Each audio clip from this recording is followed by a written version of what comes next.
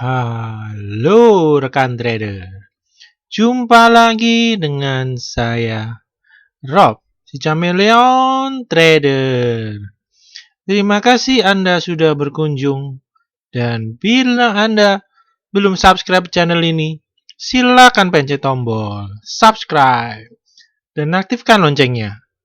Dukung channel ini agar bisa berkembang untuk bisa terus memberikan informasi seputar dunia pasar modal Indonesia. Ya, untuk pertama-tama kita akan melihat bagaimana pergerakan indeks IHSG pada hari Jumat kemarin ya. Ya, indeks IHSG ya pada hari Jumat kemarin kembali mencoba support area ya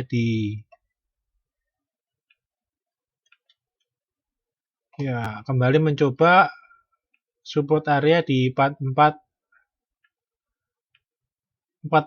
ya. Area ini sudah diuji sudah berkali-kali juga ya.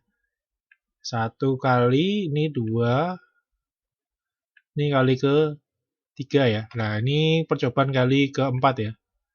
Nah, di mana penurunan IHSG kali ini ya, IHSG ditekan ya dengan menggunakan sektor finance ya. Jadi sektor bank ya, di mana 4 bank besar turun bersamaan ya. Namun pergerakan IHSG ya ini di close-nya tipis ya, minusnya cuma 0,14 ya. Di 4.507 ya. Jadi sempat low sampai 4460 ya, namun berhasil rebound ya. Kita harapkan semoga melihat 2 hari terakhir di hari Kamis dan Jumat ya, itu Dow Jones penutupannya selalu penutupan ya. Walaupun awal dia minus besar dulu ya, minus 1% dulu, habis itu closingnya positif ya, 2 kali berturut-turut seperti itu ya. Jadi sudah mulai ada muncul akumulasi beli ya. Kita harapkan besok di IHSG seperti itu ya. Jadi kita mengharapkan sektor bank bisa mulai rebound ya. Nah, jadi pergerakan IHSG minggu lalu berarti sektor bank digerakkan turun dan kemudian sektor consumer ya digerakkan naik ya. Nah, terutama sektor subsektornya yaitu rokok ya. Jadi bergerak naik ya.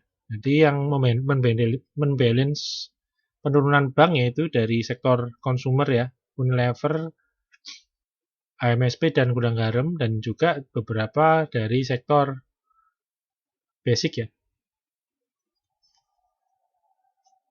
Salah satunya Cepin ya. Nah, kembali ke pergerakan IHSG ya. Berarti dari awal Mei ya, IHSG terlihat ya, belum bisa menembus resistennya ya. Nah, sekarang berada di area support ya. Nah, kita harapkan minggu ketiga ini ya, besok sebenarnya ada minggu ketiga cukup pendek, hanya 3 hari, kita harapkan rebound ya. Sehingga di minggu keempat di akhir Mei IHSG bisa mencoba resistennya kembali ya di 4.639 ya.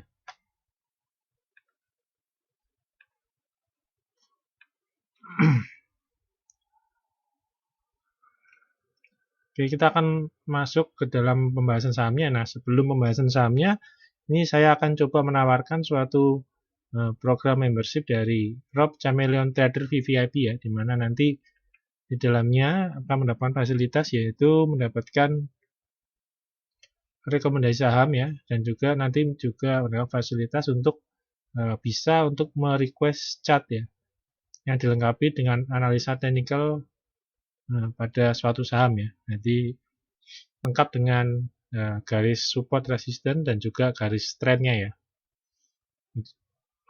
Jadi baik dari saham yang sudah direkomendasikan atau saham yang mau diincar dibeli, jadi boleh bebas ditanyakan ya. Nanti saya akan mereply langsung ya. Dan juga nanti bisa di dalam grup tersebut nanti bisa berdiskusi dan konsultasi dan menanyakan apapun yang berkaitan dengan saham ya.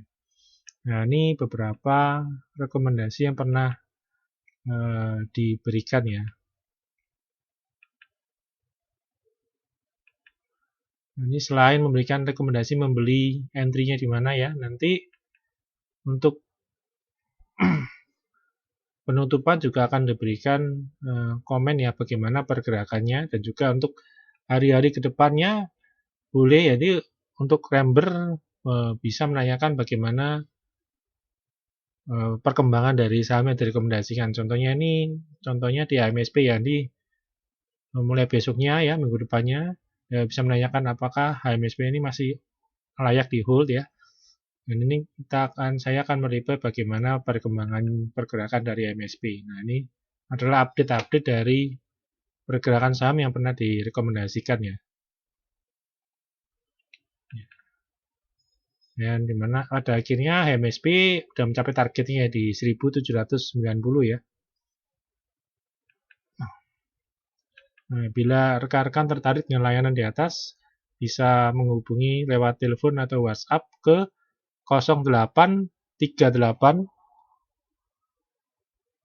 960 21213. Nah, kita akan masuk ke dalam pembahasan sahamnya ya.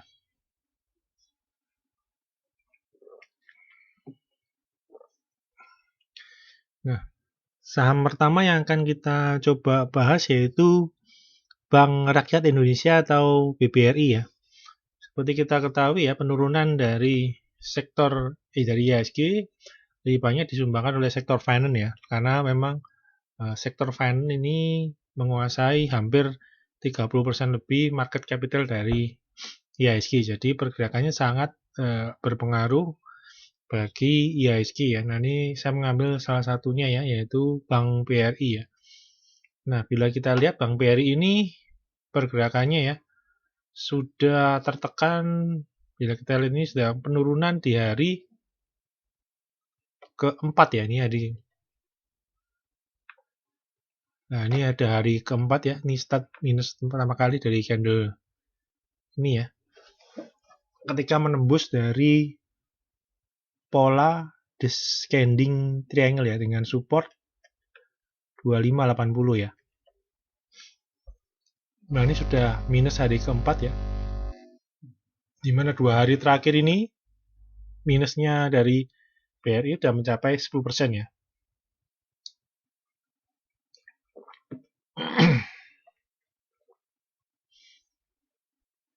Dan juga di dalam 4 hari ini ya, di 4 hari ini asing selama 4 hari berturut-turut membukukan net sell ya hampir sebesar 400 miliar, jadi cukup besar ya. Dan juga dibarengi dengan adanya rencana buyback dari Bank BRI ini ya. Dan bila kita lihat polanya ya, nah bila mengacu pada low Maret ya, ini ada support di 440, namun bila kita perhatikan pergerakan dari BRI ini membentuk yaitu pola lebih cocok untuk disebut membentuk pola descending triangle ya. Nah, ini tarikan garisnya ya. Nah, ini dari sini kita tarik ya. Nah, ini tarikannya ya. Dengan supportnya ini di 2580 ya. Nah, ini tembusnya di H-4 ini ya. Nah, ini udah tembus. Nah, tembus ya, karena memang 440 ini kurang bagus layak bila disebut sebagai supportnya, karena hanya dicoba sekali dan langsung tembus. Nah, ini kalau 525 2580 ini sudah mengalami berkali-kali dicoba ya. Nah, ini memang benar-benar support ya ini. Percobaan pertama ini ya. Ini kedua dan kali ketiga akhirnya dia jebol ya. Nah, nah ini untuk target penurunannya dari pola ini yang pertama di 2280 dan yang kedua ini berikutnya ada di 2170 ya. Nah, ini sekarang low hari Jumat kemarin untuk BRI ini sudah mencapai di 2210 ya, berarti sudah masuk di antara ini ya. Nah, dan candle dari BRI ini sudah sangat jauh meninggalkan dari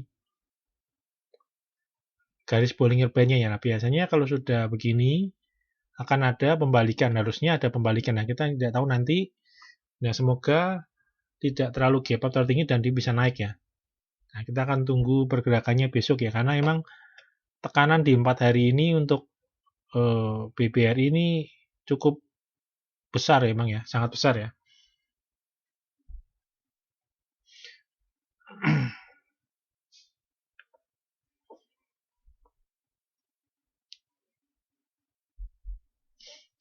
Oke, kita akan melangkah pembahasan saham berikutnya ya. Nah, kita akan membahas HM Sampurna ya. Nah, ini pergerakan dari HM Sampurna ialah dari kebalikan daripada dari BBRI ya. Nah, kalau di BBRI dia Bollinger bawah terus ya, karena tekanannya sangat besar. Nah, kalau di HMSP ini adalah akumulasi belinya sangat kuat ya, sehingga harga keluar dari Bollinger bagian atas ya. Nah, kita lihat candle-nya mulai dari sama 4 hari ya. Nah, 4 hari BRI dia turun. Nah, sedangkan HMSP 4 candle terakhirnya dia naik. Jadi memang untuk membalance dari penurunan dari sektor bank ya, ini HMSP. Nah, bila kita lihat kenaikannya sangat bagus ya. Ini volumenya juga besar ya. Volumenya dari HMSP kenaikan besar ya. Dan juga dari indikator MACD-nya pun memperlihatkan adanya akumulasi beli yang kuat ya. Nah, untuk HMSP yang membeli, yang memborong yaitu investor asing ya.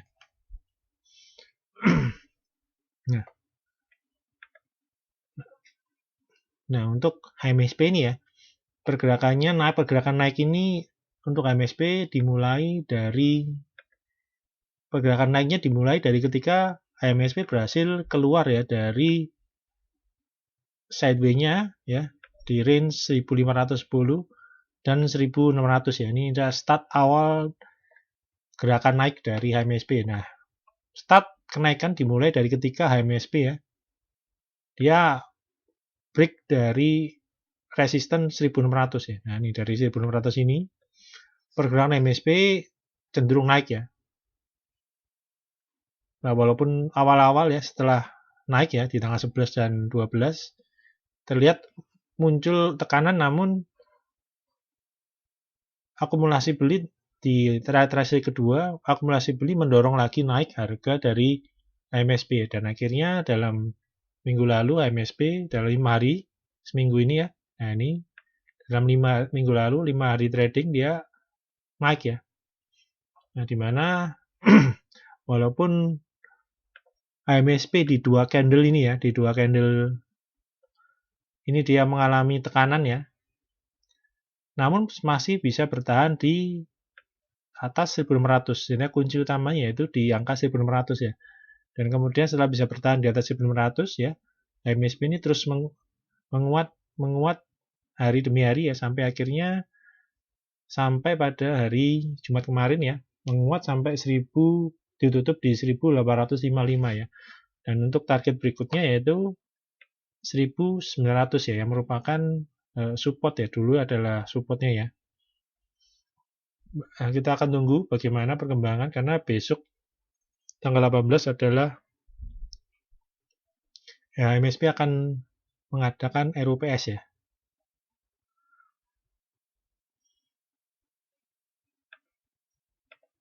Oke, saham berikutnya kita akan melihat saham Indofood ya. Nah, INDF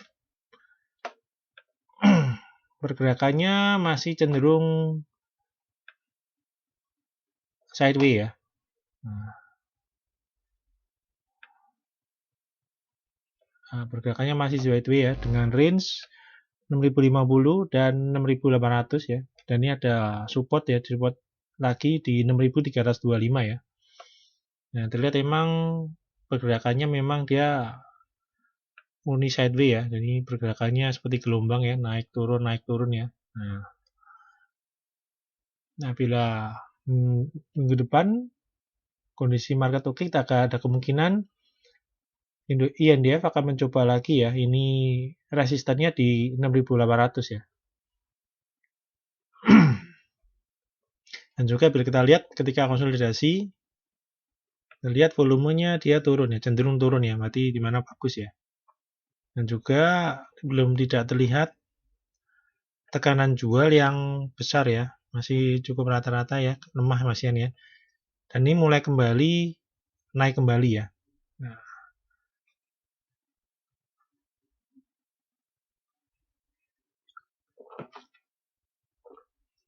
ini support yang harus dijaga oleh Indofood yaitu support pertamanya di 6325 ya. Jadi selama di atas 6325 ini Indofood akan cenderung untuk mencoba resisten di 6.800 ya.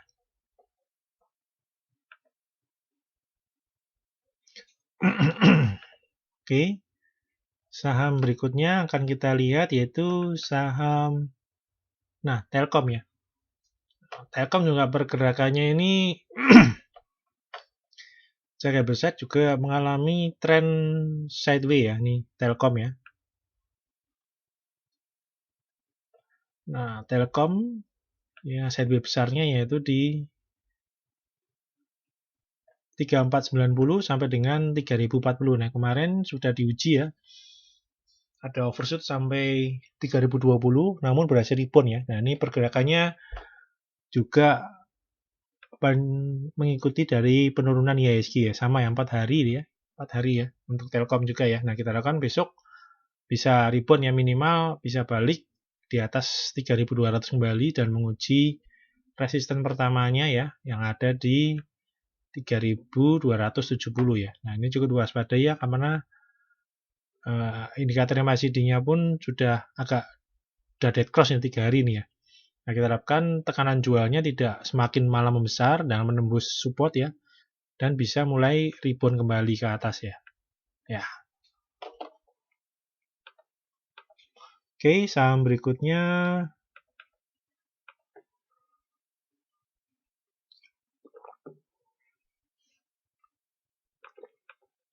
kita akan melihat saham S Hardware Indonesia atau ACES ya. Nah, ACES pergerakannya ya. Ini pergerakannya dulu sebelumnya ini pergerakannya yaitu sempat uptrend ya. Nah, membentuk pola rising wedge ini ya. Nah, ini polanya rising wedge. Namun sempat jebol ini ya. Nah, jebol dan tidak bisa rebound ya kembali menguji ke resistennya di 1.500 ya. Nah, di 4 hari IHSG turun ya. Ini ACES pun ikut turun ya. Nah, dan sekarang sudah berada di bawah moving average 20-nya ya.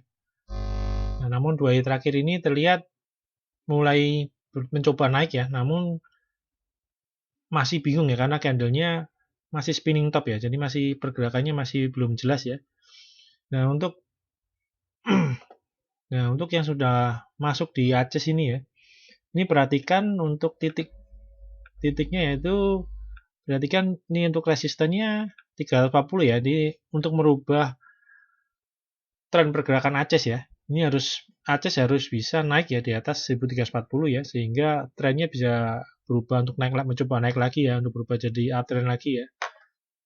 Dan awasi untuk support areanya ada di 1230 ya supportnya ya. Nah, yang diperhatikan dari ACES ya, ini ACES ini untuk short term ya dia sudah mengalami downtrend jangka pendek ya. Nah, ini jangan sampai kelepasan ketika nanti ternyata ACES gagal menembus downtrend jangka pendek yang ini dan malah kembali turun di bawah 1230. Dan juga untuk MACD-nya pun sudah dead cross nih ya. Nah, ini cukup bahaya karena dead cross ya. Kalau ACES tidak bisa menembus 1340, ada kemungkinan dia akan kembali turun ya. Nah, oke, saham berikutnya Nah, kita akan lihat saham BRPT ya. Nah, saham BRPT ini polanya hampir sama ya dengan Aces tadi ya, sempat membentuk rising wedge ya.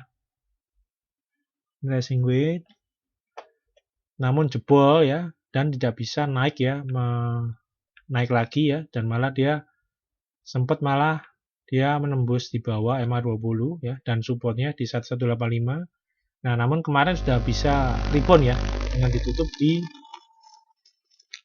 1225. Nah, untuk kedepannya ya, ini BRPT ya, pertama dia harus bisa naik ya. Kalau bisa dia baru paling, kalau bisa Aces ya, Aces BRPT bisa naik ya di atas 1290 ya untuk amannya ya. Nah, kalau ternyata dia nggak bisa menembus dan berada close di atas 1290 ya, dan itu cukup berbahaya karena akan membentuk lower high. Ini lower high cukup bahaya ya, karena dengan muncul lower high ini akan mengkonfirmasi pola downtrend jangka pendeknya ya. Dan apalagi nanti apabila BRPT kembali lagi berada di bawah support 1185, itu akan menambah situasi jadi lebih buruk ya. Dan juga untuk indikator MACD-nya pun kita lihat sudah berada di bawah ya. Namun hari ini sudah mulai naik lagi ya. Nah, angka bagusnya BRPT naik ya. Nah, apabila dia besok gagal naik ya di atas 1290, nah ini boleh diperhatikan untuk supportnya ya.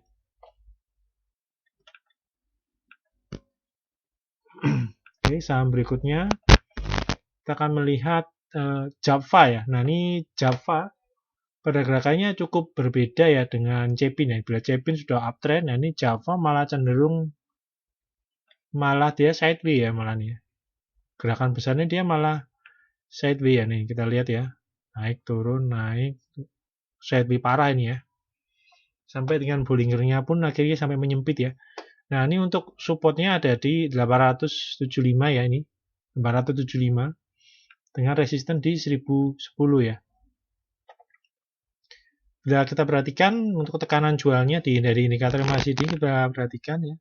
Lihat masih belum dead cross ya ini ya. Jadi tekanan jualnya masih lemah ya. Nah, kita harapkan agar kalau minggu depan ya 3 hari ini IHSG bisa technical rebound ya. Kita harapkan Java akan bisa kembali naik ya. Di atas moving average 20-nya atau di atas dari high kemarin ya 915. Dengan target untuk di resistennya ya ada di 1010.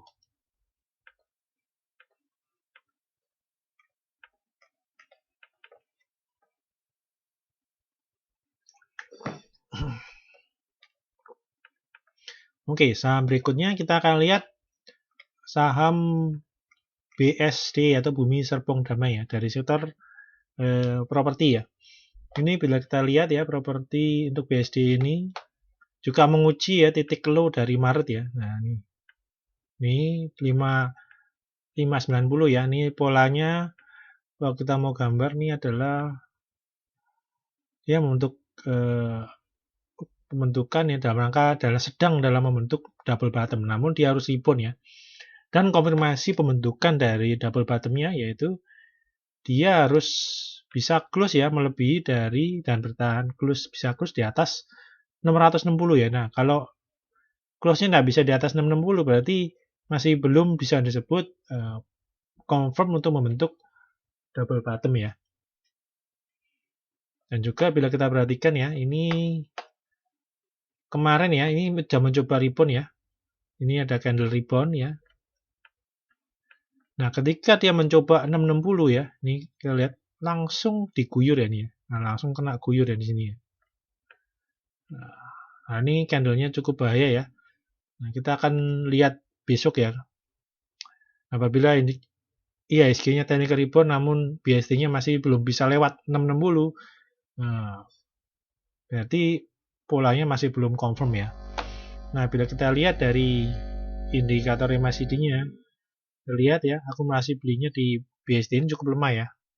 Karena bila kita lihat ini harusnya dia naik ya, harusnya dia bisa naik ke atas ini. Harusnya dia bisa naik ke atas ini ya. Namun ternyata tekanan jualnya besar ya ini ya. Nah untuk BSD juga ini terakhir bulan kemarin dia dikeluarkan nih dari MSCI ya, Global Index ya. Ini volume yang besar ini ya. Oke, ini saham terakhir yang kita akan bahas yaitu saham PT PP ya. Nah, dari saham konstruksi ya. Ini PT PP.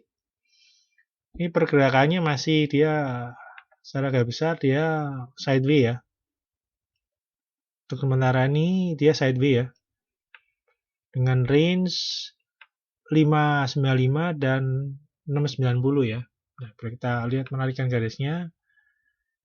Ya, sekarang dia lagi di bawah lagi akan dia masih dalam menguji support ya. Apakah dia akan ke bawah? Kalau ke bawah dia akan menuju ke 486 atau low dari Maret. Nah, apabila kalau bisa rebound ya bertahan dan rebound, dia akan menuju ke resistennya lagi ya, 690 ya. Nah, bila kita lihat ya untuk akumulasi belinya ternyata masih sudah melemah ya. Percobaan naiknya tidak bisa sampai membuat higher high ya, malah belum bisa, jadi malah dia membentuk dari lower high ya. Jadi sekarang pembentukannya kalau dilihat trennya ini polanya berarti kita bisa tarik ya, ini 595 dan bila kita lihat ini higher low terus ya, berarti ada kemungkinan dia akan membentuk pola descending triangle ya. Nah ini perhatikan nanti ya, ini untuk PTPP.